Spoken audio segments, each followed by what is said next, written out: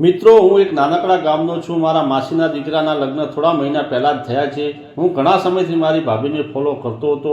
હું તેને પ્રભાવિત કરવાના તમામ પ્રયાસો કરી રહ્યો હતો, પરંતુ અત્યાર સુધી મને સફળતા મળી ન હતી। હું અને ભાભી હંમેશા ફોન પર વાત કરતા। હું તેની સાથે ખૂબ મજાક પણ કરતો હતો। એક દિવસ મેં મારી ભાભીને મજાકમાં કહ્યું કે ભાભી, મારે તમારી સાથે મોજ મસ્તી કરવી છે। ભાભીએ કહ્યું, ભાઈ તમે શું કહો છો, આ ના થઈ શકે। આટલું કહીને ભાભીએ ફોન મૂકી દીધો। પછી બીજા દિવસે મેં તેને ફોન કર્યો, તેથી ભાભીએ ફોન કાપી નાખ્યો।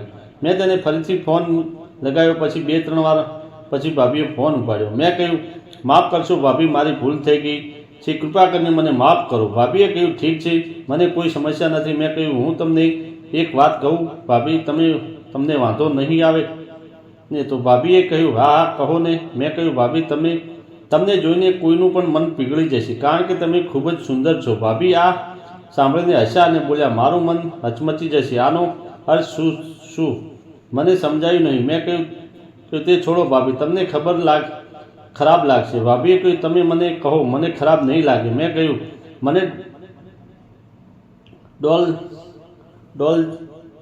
મન ડોલ જાયગાનો અર્થ છે, કોઈને પણ તમને ગાડી હાંકવાનું મન થશે। ભાભી હસતા બોલી, મારી ગાડી હાંકવાની કોઈની હિંમત નથી થાય। તારા ભાઈ સિવાય તેમનામાંથી કોઈ આવા કુકળ શબ્દો સાંભળીને મેં મોઢું ખોલ્યું અને હિંમતથી કહ્યું, મારામાં હિંમત છે ભાભી।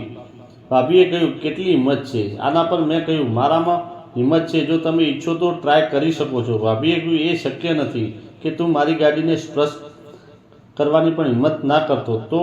મેં કહ્યું, તમે શરત લગાવી જુઓ, જો હું હારીશ તો તું જે કહે તે કરીશ, અને જો તમે હારશો તો હું તમને જે કહું તે તમારે કરવું પડશે। થોડી વાર વિચાર્યા પછી ભાભીએ કહ્યું, ઠીક છે। પછી મેં ફોન ડિસ્કનેક્ટ કર્યો અને મેં મારી માસી સાથે તેના પર ફોન પર વાત કરી। પછી માસીએ કહ્યું, હું અને તારા માસા અને તારો ભાઈ રાજકોટ જઈ રહ્યા છીએ, તને કોઈ કામ ના હોય તો અહીં ભાભીનું ધ્યાન રાખવા માટે રહે, પછી અમે સાથે જઈશું। આ સાંભળીને મારું હૃદય આનંદથી ભરાઈ ગયું। મને તે લોટરી લાગ્યા જેવું હતું। મેં કહ્યું, ઠીક છે। તેઓ બધા ગયા। પછી 2-3 દિવસ પછી હું મારી ભાભીના ઘરે ગયો, ત્યારે તેઓએ મને બહુ આદર સાથે બેસાડ્યો અને મારા માટે ચા અને ગરમા ગરમ નાસ્તો તૈયાર કર્યો। નાસ્તાની થાળી રાખ્યા પછી ભાભીએ કહ્યું, હું હમણાં જ ચા લઈને આવું છું। થોડી વાર પછી ભાભી ચા પણ લઈને આવી ગયા। હું નાસ્તો કરવા લાગ્યો, તે પછી ભાભી રસોડામાં ગયા અને ખાવાનું વગેરે રાંધવા લાગ્યા। હું ધીમેથી ઊભો થયો અને મુખ્ય દરવાજાને તાળું મારી દીધું। પછી ભાભીને પાસે બેસી ગયો અને ભાભી સાથે વાતો કરવા લાગ્યો। ભાભી પણ મારી સાથે હસતી હતી અને વાતો કરતી હતી, પોતાના કામમાં મગ્ન હતી। તે રોટલી અને શાક ભાત સાથે પૂરી પણ બનાવી રહી હતી। ધીમે ધીમે ઊભો થયો અને ભાભીની પાછળ ગયો અને તેમને જોરથી પકડી લીધા, તેમના હાથ દબાયો। આના પર ભાભી અચાનક ગભરાઈ ગઈ અને બોલી, આ શું કરો છો? મને છોડી દો, આ ખોટું છે। પરંતુ મેં તેમને છોડ્યા નહીં અને રોટલીના લોટમાં આંગળી દાખલ કરી। મેં તેણીની કઠોળ ઉપર આંગળી કરી હતી। આના પર ભાભી આગળ વધીને અને મને ઝડપથી આગળ વધીને તેની તરફથી ફરીથી પકડી લીધી। જ્યારે ભાભી અહીંથી ફરવા લાગી ત્યારે મેં તેમને રસોડાની દિવાલ સાથે દબાવી દીધા। હવે જ્યારે મેં ભાભીને હેરાન કરવાનું ચાલુ કર્યું તો ભાભી કહેવા લાગી, તમે ખોટું કરો છો।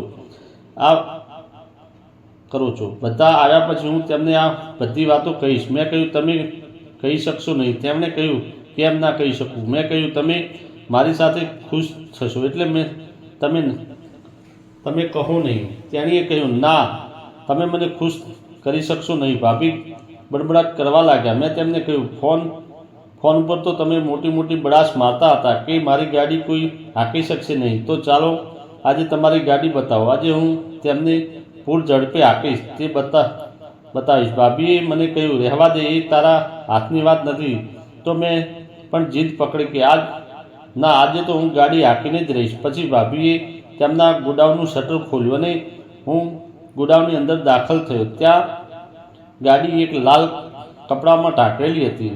મેં ધીરેથી તે કપડાને હટાવી દીધી। ગાડી જોઈ તે ખૂબ જ સુંદર અને સાફ હતી।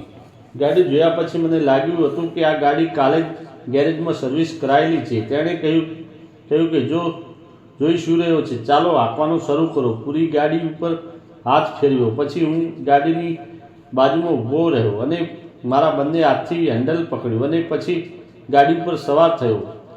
ગાડીનો ક્લચ કરી અને ધીમેથી કિક મારી અને ગાડી સ્ટાર્ટ થઈ ગઈ. પછી મેં પહેલા ગેરમાં ધીમે ધીમે ગાડી હંકારવાનું શરૂ કર્યું. થોડી વાર પછી ગાડીનો ગેર બદલ્યો અને બીજા ગેરમાં નાખી, ત્યારબાદ ત્રીજામાં નાખી અને હવે ચોથા ગેરમાં નાખી અને ફૂલ સ્પીડમાં ગાડી આગળ વધી રહી હતી. મેં ભાભીને પૂછ્યું, શું ભાભી તમને આ ઝડપથી ડર તો નથી લાગતો ને? તો તેમણે કહ્યું, ના બિલકુલ નહીં. આટલી ઝડપી ગાડી હાંકનારો ડ્રાઈવર મને પહેલેથી જ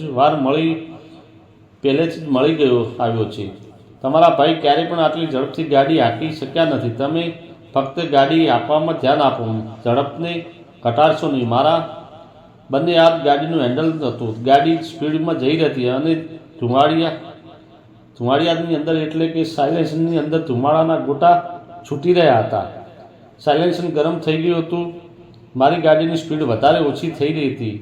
એક સાથે 3-4 સ્પીડ બ્રેકર રસ્તામાં આવ્યા એટલે મેં ગાડીને ધીમી પાડી અને 2-3-4 સ્પીડ બ્રેકર આપતા જ ગાડી બંધ પડી ગઈ. એટલે ભાભીએ કહ્યું કે બસ મોટા, હવે આપણે અહીંયા જ આ ગાડીને પોરો આપીશું, કારણ કે ગાડી ખૂબ ગરમ થઈ ગઈ છે.